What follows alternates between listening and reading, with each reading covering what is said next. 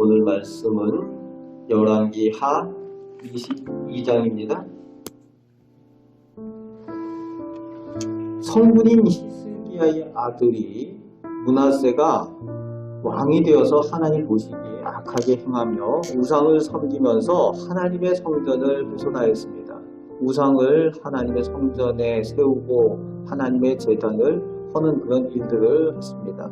그리고 그 아들 아몬이 2년간 왕이 되었지만 역시 하나님 앞에서 악하게 하다가 신복들에게 살해당하고 그 아들 아몬의 아들 8살 요시야가 유다의 왕이 되면서 오늘 본문이 시작을 하고 있습니다. 열왕기를 이렇게 살펴보면서 유다의 왕들이 거명이 될 때 눈에 띄는 것이 있습니다. 그의 어머니가 누구다라는 것이 같이 거명이 됩니다. 오늘 본문에도 그렇게 되어 있죠. 요시야가 왕이 되었는데 그의 어머니 이름은 누구다 이렇게 되어져 있습니다. 당시 문화에서 왕들은 오늘처럼 1인 1처가 아니었죠.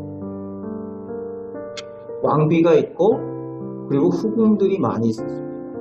그래서 왕자들도 여럿이 있습니다. 그 왕자들 중에 누가 왕이 되느냐 중요한 문제였고 또 그 왕자 중에 왕이 되는 사람들 가운데에 그 왕의 어머니가 누구냐라는 것이 매우 중요한 문제였습니다. 왜냐하면은 그 왕의 영적인 영향이 그 모친에게서 많이 오기 때문에 그렇습니다. 히스기야의 아들 므낫세가 왕이 되었는데 그 므낫세가 왕이 될 때에 아버지 히스기야는 성군인데 아들 므낫세는 최악의 왕이 나왔잖아요.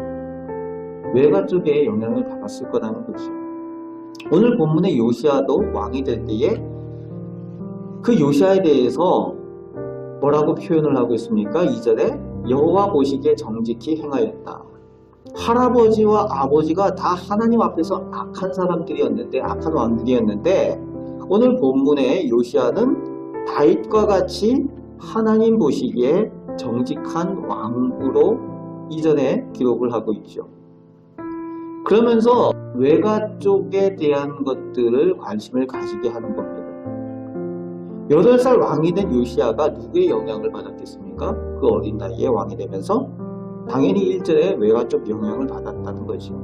그래서 어머니 이름만 다루고 있지 않고 그 어머니의 아버지까지 다루고 있는 거죠. 그 외가 쪽에서 영적인 영향을 받았다라고 설명을 하고 있는 겁니다. 오늘 우리 자녀들에게도 우리 부모의 영적 분위기가 중요하다는 것을 또 가르쳐주고 있는 거죠. 자녀들이 누구의 영향을 받겠습니까? 당연히 옆집 아저씨의 영향을 받는 것이 아니라 부모님의 영향을 1차적으로 받는 거죠. 부모님들이 어떤 영적인 분위기를 가지고 있느냐에 따라서 자녀들의 신앙의 문제도 적용이 되어진다는 겁니다. 그래서 우리가 하나님 앞에 늘 기도하고 하나님의 은혜를 구하며 우리 자녀들에게 좋은 신앙의 본을 보이는 것들이 매우 중요하다는 거죠. 그러면서 이제 요시야가 왕이 되어서 10년이 지납니다. 그리고 18살이 되었을 때에 서기관 사반이라고 하면은 왕에게 있어서 비서같이 신복이 되어지는 그런 사람이죠. 서기관 사반을 성전에 보냅니다. 성전의 대제사장 hil기야에게 보내서 무너지고 황폐해진 성전을 보수하라고 요청을 합니다. 그러면서 성전을 보수하는 사람들에게 재정을 지급을 하는데 그 재정을 지급을 하고 그 일하는 것에 대해서 맡기고 따로 회개하지 말라고 오늘 본문에 요청을 하고 있습니다. 왜냐하면은 그들도 하나님의 집에서 일을 하는 그들이 하나님 앞에 정직할 것이라는 것을 요시야는 이미 알고 있습니다. 그들에 대해서 알고 있고 그들을 신뢰하고 있다는 겁니다. 하나님의 사람들이 이런 신뢰가 있어야 되는 거죠. 똑같이 하나님을 믿고 하나님 앞에 예배하며 하나님 앞에 정직할 것이라는 것에 대해서 이미 알고 이런 신뢰가 있는 것이 중요합니다. 그런데 한국교회가 참 지금 힘이 든 이유 중에 하나가 그래요. 교회 안에서 서로 믿지 못하고 불신하는 그런 모습들을 보면서 마음이 많이 아픕니다. 교회 안에 있으면서 서로 불신 때문에 사랑하지 못하는 분열이 일어나는 한국교회 모습들을 보면서 속이 상하죠. 제가 장신대에서 근무하는 동안에 마음 아픈 소리를 많이 듣습니다.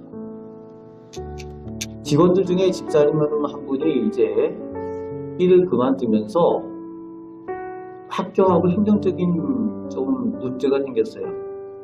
이 집사님은 그만두는 일들 가운데 학교가 가지고 있는 행정적인 것에 대해서 이의를 제기하고 그렇게 할 수 있는 그런 상황들입니다.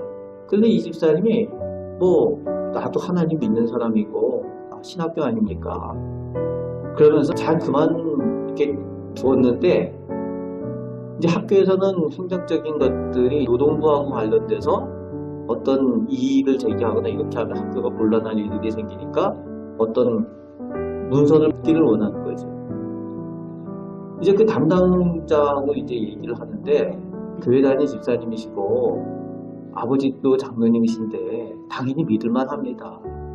다른 얘기를 안 할 겁니다. 라고 하니까 그분이 하는 얘기가 뭐라고 얘기를 하는가 하면은 장로님 아들이라고 못 믿는다는 거예요. 장로라고 해도 못 믿는다는 거예요. 그분 얘기는. 그런 얘기를 들을 때 속이 상하더라고요. 마음이 아프고. 그 말하는 분도 교회 장로님인데 장로님이라고 못 믿는다라고 얘기를 하는 거예요. 한국교회가 지금 상황이 그렇습니다. 교회 같이 다니고 함께 예배하며 같은 직분을 가진 사람들인데도 서로를 믿지 못하는 한국교회의 그런 아픈 현실들을 보게 되는 거죠. 오늘 본문의 요시야는 그들에 대해서 잘 어떻게 보면 알지 못하는 그런 상황들일 수도 있음에도 불구하고 하나님 집에서 일하는 그들에 대해서 신뢰하고 있는 모습을 보여주고 있습니다. 그런 신뢰가 있어야 된다는 거죠. 그런 신뢰를 바탕으로 이제 하나님의 성전을 수리하게 됩니다. 성전을 수리하는 중에 대제사장 hil기야가 율법책을 발견했다고 서기관 사반에게 알리고 그것을 전달을 합니다. 그리고 서기관 사반은 그 하나님의 말씀을 읽은 후에 그 말씀을 가지고 또 왕에게 나와서 그 율법책을 요시야 왕 앞에서 읽습니다. 11절 말씀에 보니까 그 율법책을 서기관이 읽을 때에 율법책의 말을 듣자 옷을 찢었다라고 기록을 하고 있습니다. 말을 듣자. 율법책을 통해서 하나님의 말씀을 듣자 옷을 찢었다는 거예요. 회개하면서 하나님 앞에 기도했다는 겁니다. 후반에 보면은 그 옷을 찢었다라는 표현을 어떻게 설명을 하고 있는가 하면 하나님 앞에 겸비하여 회개하고 통곡하였다라는 그런 표현으로 쓰고 있습니다. 19절에 그렇게 되어 있죠. 여호와 곧 내 앞에서 겸비하여 옷을 찢고 통곡하였으므로 나도 내 마음을. 하나님의 말씀을 듣자, 말씀이 들리자 옷을 찢고 회개했다는 겁니다. 요시야가. 그리고 12절 말씀에 바로 종교 지도자와 그리고 신복들을 하나님의 사람에게 하나님의 말씀을 듣기 위해서 보냅니다. 백성들에 대해서, 나에 대해서 하나님께서 뭐라고 말씀을 하시는지 듣기를 원한다. 13절의 후반에는 하나님의 진노가 크다라고 느끼면서 하나님의 말씀을 들어야 되겠다라고 해서 14절에 보면 여선지자 훌다에게 보냅니다. 그리고 이 여선지자 훌다가 하나님의 말씀을 전하게 되는 내용이 15절부터 쭉 나오고 있습니다.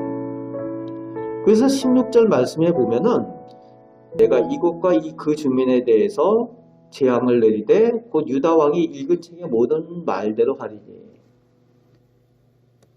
요시야가 회개하며 통곡하면서 하나님의 말씀을 듣기 위하여 보내는 이유가 지금 백성들의 모습을 보니까 하나님께서 진노하셨다라는 거예요. 그래서 하나님께서 어떻게 처분하실지 듣기를 원한다라고 해서 보냈는데 그 예언자 선지자의 말이 이 율법책이 기록된 대로 하나님께서 행하시겠다라고 전하고 있는 겁니다. 저주하신 대로 하나님께서 행하시겠다는 거예요. 하나님의 진노가 꺼지지 않았다라고 오늘 본문은 또 기록을 하고 있습니다. 17절 후반에 하나님의 진노가 꺼지지 아니하였다. 하나님께서 율법책에 기록된 대로 그 기준에 비추어서 하나님의 약속대로 행하시겠다라고 오늘 본문에 전하고 있는 겁니다. 그러면서 18절, 19절에 이 요시야 왕에 대해서는 하나님의 말씀을 듣고 내가 듣고 마음이 부드러워져서 여호와 앞 곧 하나님 앞에 겸비하여 옷을 찢고 통곡하였으므로 뭐라고요? 나도 내 말을 들었다. 하나님 앞에 겸비하여서 회개하고 하나님 앞에 통곡하고 기도할 때에 하나님께서 너의 말을 들었느니라 라고 응답을 하여 주셨다는 거예요. 그렇습니다.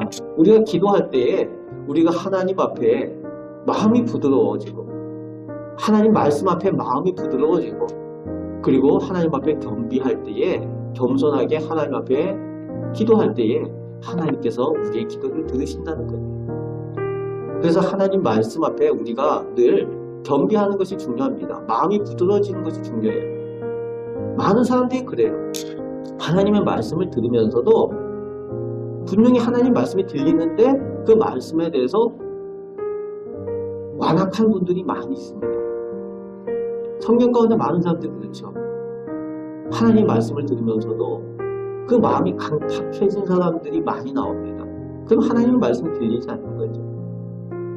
그러면 하나님 앞에 기도할 줄도 모르고 하나님 앞에 은혜를 입지 못하는 거예요. 오늘 우리는 이 요시야와 같이 하나님의 말씀 앞에 마음이 부드러워지고 하나님 말씀 앞에 겸비한 우리 성도들 다 되시길 바랍니다. 그래서 하나님 앞에 기도할 때에 하나님께서 들으시고 내가 내 말을 들었노라 라고 인정하시고 은혜 베푸시는 기도를 드리시는 우리 귀한 성도들, 하나님 앞에 복된 성도들 다 되시길 바랍니다.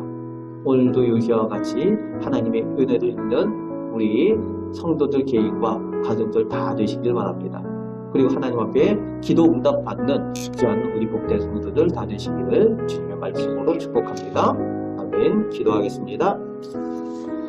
은혜가 풍성하신 하나님께서 오늘 저희를 사랑하여 주시며 은혜 베푸심을 감사드립니다. 요시야 왕처럼 저희도 하나님께 인정받고 기도가 응답받는 복된 신앙생활을 하길 원합니다. 하나님 앞에 겸비하게 하시고 무엇보다도 하나님 말씀 앞에 마음이 부드러운 사람들 다 되게 하여 주옵소서. 오늘 하루도 하나님의 말씀에 의지하여서 살길 원합니다. 하나님의 축복의 사람들로 승리하며 살게 하여 주옵소서. 감사를 드립니다. 예수 그리스도의 이름으로 기도합니다. 아멘.